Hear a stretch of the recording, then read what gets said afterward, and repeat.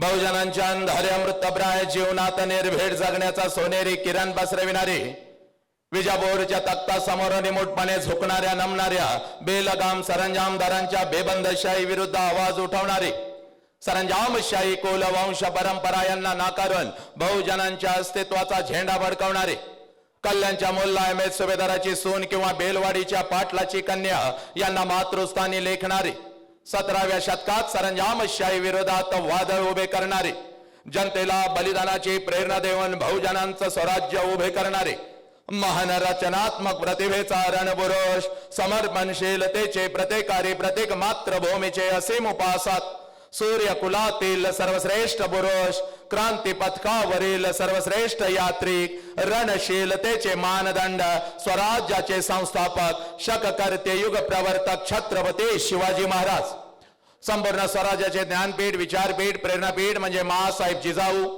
स्वराज्याचे स्वप्न पाहून ते छत्रपती शिवाजी महाराजांच्या मनावरती कोरणारे आमचे आबासाहेब म्हणजे शहाजीराजे भोसले, बुद्धिमान, पराक्रमी, अभ्यासू, जिज्ञासू, चारित्र्य संपन्न आणि छत्रपती शिवाजी महाराज यांनी तयार केलेले शिवराज्य, शिवनीती आणि शिवधर्माच्या रक्षणासाठी अखेरपर्यंत लढणारे आमचे शंभूराजे, शिक्षणाचे ज्ञानगंगा जनसामान्यांच्या घरापर्यंत, गोरगरिबांच्या हृदयापर्यंत पोहोचवणारे आमचे महात्मा ज्योतिराव फुले, क्रांतीज्योती सावित्रीबाई, कमवाने शिका, कमवाने शिका हा महामंत्र मुलांच्या मनामध्ये रुजवून त्यांच्यातला माणूस जागे करणारे आमचे कर्मवीर भाऊराव पाटील, मौमेना होणे आम्ही विष्णुदास, मौमेना होणे आम्ही विष्णुदास, कठीण वज्रास भेदवायचे, भले तर देव कासेची लंगोटी, नाताळाचे माती हनुकाठी हा क्रांतिकारक विचार संपूर्ण विश्वाला देणारे जगद्गुरु संत तुकोबाराया, हातामध्ये झाडू घेऊन स्वच्छतेचा महामंत्र देत माणसांचे अंतर्मने स्वच्छ करणारे आमचे संत गाडगे बाबा आणि आपल्या लेखणीच्या जोरावरती संपूर्ण विश्वाला मानवता, समता, बंधुत्वता हा महामंत्र देणारे विश्वरत्न डॉक्टर बाबासाहेब आंबेडकर यांना विनम्र अभिवादन करून एक मुखाने आपण सर्वजण बोला छत्रपती शिवाजी महाराज के, बोला भारत माता के, बोला छत्रपती श्रीमंत धर्मवीर संभाजी महाराज के, बोला विश्वरत्न डॉक्टर बाबासाहेब आंबेडकरांचा। चला, आजच्या या व्याख्यानाची सुरुवात अतिशय सुंदर झालेली आहे, पण माझ्या जमलेल्या लेकरांनो, माझ्या लेकीनं, माझ्या युवकानं, माझ्या मातानं आणि माझ्या पितानं लक्षात घ्या, आपल्या नजरेतून आजच हे व्याख्यान आहे, पण माझ्या नजरेतून हे कोणतं व्याख्यान नाही, कारण शेकडो वर्षापासून अनेक व्याख्यान होत आले, विचारवंतांचे विचार व्याख्यानाच्या प्रबोधनाच्या माध्यमातून आमच्या कानापर्यंत आले, पण आमच्या कानातला विचार आमच्या मनाच्या गाभाऱ्यापर्यंत पोहोचला नाही, आमच्या काळजाच्या तळापर्यंत पोहोचला नाही, आमच्या मधला माणूस जागा झाला नाही, कोलाहलात साऱ्या माणूस शोधतो मी, गर्दीत माणसांच्या माणूस शोधतो मी, प्रचंड गर्दी या राष्ट्रामध्ये झाली, प्रचंड गर्दी या राष्ट्रामध्ये झाली, पण कुठे तर माणूस आणि माणूस की हरवत चालली। आज या मातीमध्ये 4 वर्षाच्या लेकीवर अत्याचार होतो, आज एखादा हरामखोर हातामध्ये कोयता घेतो, माझ्या लेकीच्या शरीराचे तुकडे तुकडे करतो, आज हे 17-18 वर्षाचा पोरग हातामध्ये दारूचा ग्लास घेत हत्तीसारख्या बापाला लाचार करतं का? कारण आमच्या मधला माणूस कुठे तर हरवत चालला, मार्कांचे ढेग आम्ही रचले, पण कुठे तर संस्कार आम्ही पायाखाली घेऊ लागलो। हे बोराना, ही माती कोणाची याचाच विसर आम्हाला पडू लागला। अरे, ही माती माझ्या बुद्धांची, ही माती माझ्या महावीरांची, ही माती माझ्या जगज्योती बसवेश्वरांची, ही माती माझ्या छत्रपती शिवाजीराजांची। हे पोरा, कोण छत्रपती शिवाजीराजा? कोण छत्रपती शिवाजीराजा? अगोदर तुझ्या काळजावरती पेरून घे। अरे, ज्या राजानं स्वतःच्या स्वराज्यातल्या स्त्रियांना तर आया बहिणीचा दर्जा दिलास, ज्या राजानं स्वतःच्या स्वराज्यातल्या स्त्रियांना तर आया बहिणीचा दर्जा दिलास, पण शत्रूंच्या स्त्रियांना आया बहिणीचा दर्जा देणारा जगातला एकमेव राजा, ज्या राजाचं नाव छत्रपती शिवाजी राजा। पोरानं, या राजाच्या मातीमध्ये तुम्ही आम्ही जन्म घेतला, मग आज या मातीमध्ये माझ्या लेकीच्या वरती अत्याचार होतो का? का पोरा? कारण अनेक व्याख्यानं झाली, पण व्याख्यानाच्या पुढचं एक पाऊल असतं, ज्याला परिवर्तन म्हणतात, ज्याला बदल म्हणतात, ज्याला ट्रान्सफॉर्मेशन म्हणतात। पोरा, तो बदल तुझ्यामध्ये झाला नाही, आणि हा बदल जर जाणून घ्यायचा असेल तर सगळ्यात अगोदर कृतज्ञता काय असते याची जाणीव तुम्हाला झाली पाहिजे। कृतज्ञतेचा अर्थ असा आहे, ज्या लोकांनी आमच्यासाठी काहीतरी केलं त्या लोकांच्यासाठी आम्ही काय केलं।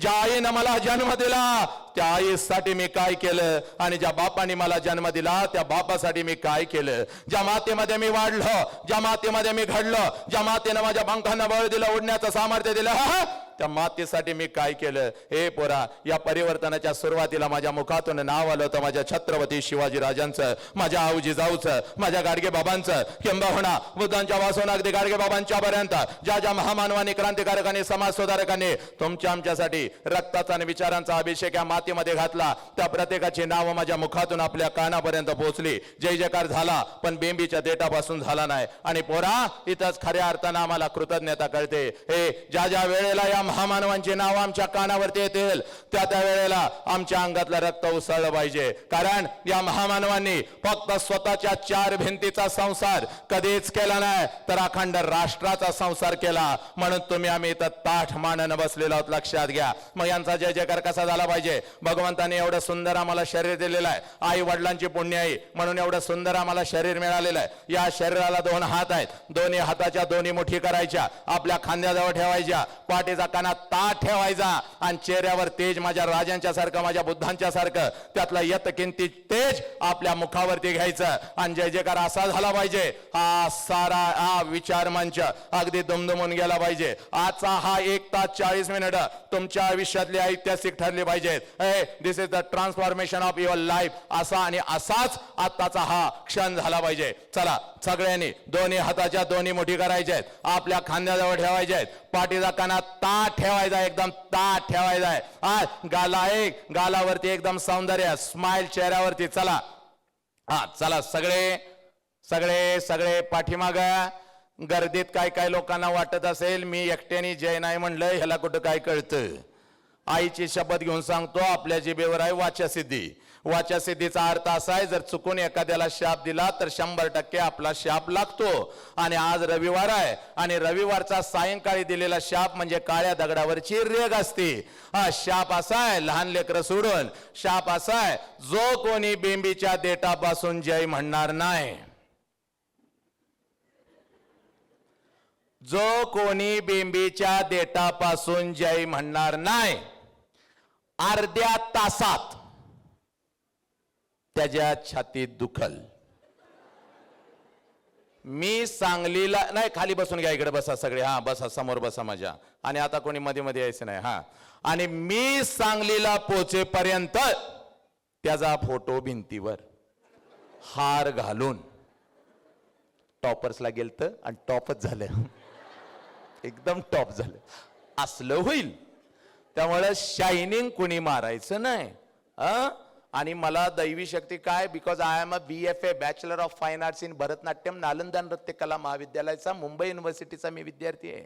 काय येत नाही म्हणून माईक हातात घेतला नाही. माझे पहिले गुरुजी पंडित बद्रीप्रसाद कुलकर्णी, ज्यांनी कमल हासन घडवला. दुसरे माझे गुरुजी आहेत the founder of the Nalanda Padma Bhushan doctor Kanak रेलेंचा विद्यार्थी आहे. मुंबई युनिव्हर्सिटीमध्ये 98ला मी सेकंड आलो होतो. आलं लक्षात पोरांनो. त्यामुळे तुम्हाला वाटेल काय येत नाही, कुठनं गावात आलंय, माईक हातात घेतलाय, लय हाणीन, लय मेहनत करून घेतलं, डिग्री घेतल्या, त्यामुळे शायनिंग माराय नाही. त्यामुळे जगदंबेचं आपलं कनेक्शन आहे डायरेक्ट वरती. जोरा जय झाला पाहिजे. सगळ्यांचं घेरे कशी काय ही मोदळ जय करतात आज घरात कळालं पाहिजे. सगळ्या पुण्यानं बघितलं पाहिजे. युवराजने काय काय मस्त माणूस भारी आणला होता, सगळ्या पुण्यानं आज बघितलं पाहिजे. जोरात हात घ्यायचे, जोरात जोरात वरती जय करायचा. हा चाल रे, रील बनवणार कुठे गेलं आहेस का. हा चला.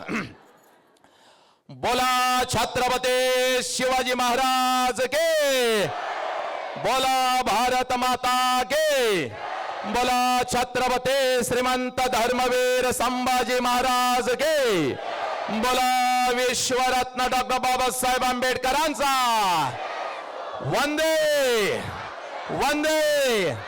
गणपती बाप्पा मंगल मूर्ती, पवन सूत्र हनुमान के, बजरंग बली के. जय जय जय जय जय श्री राम, जय जय जय जय जय श्री राम, जय जय जय जय जय जय जय जय जय श्री राम. क्या बात आहे. हात खाली घ्या. 1 पॉइंट इक्विलायझर टाक बाळा. एकच पॉइंट लय टाकू नको. आणि हात खाली घ्या मातानं. बघा आता एकमेकीच्या चेहऱ्याकडे बघा. बघा लवकर कसं सौंदर्य चेहऱ्यावरती आलं बघा.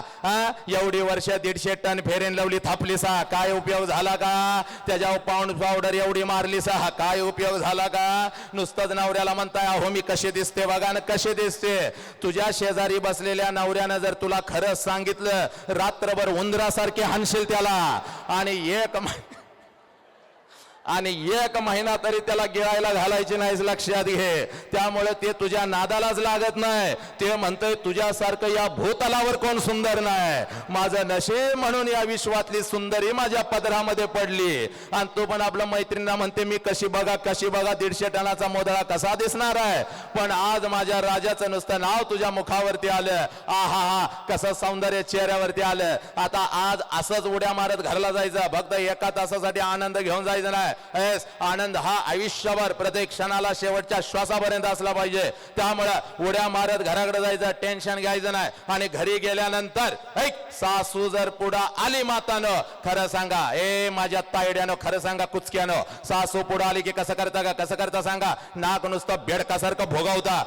सासूकडे बघून फुस फुस फुस फुस काय करता. नवऱ्याकडे बघून बोट काय मोडता. नवऱ्याला म्हणता थोरल्याकडे राहत नाही, धाकट्याकडे राहत नाही, तिकडे मुंबईला जात नाही, हिथंच काय इज झालंय. काय काय करता. आज तसं करायचं नाही. आज उड्या मारत घराकडे जायचं. टना टना उड्या मारत जायचं. सासू पुढे आले सासूकडे बघायचं नाच करायचा. आत्या माक करायचा. म्हातारीच्या गालाचा मध्ये येत जाऊ नको रे.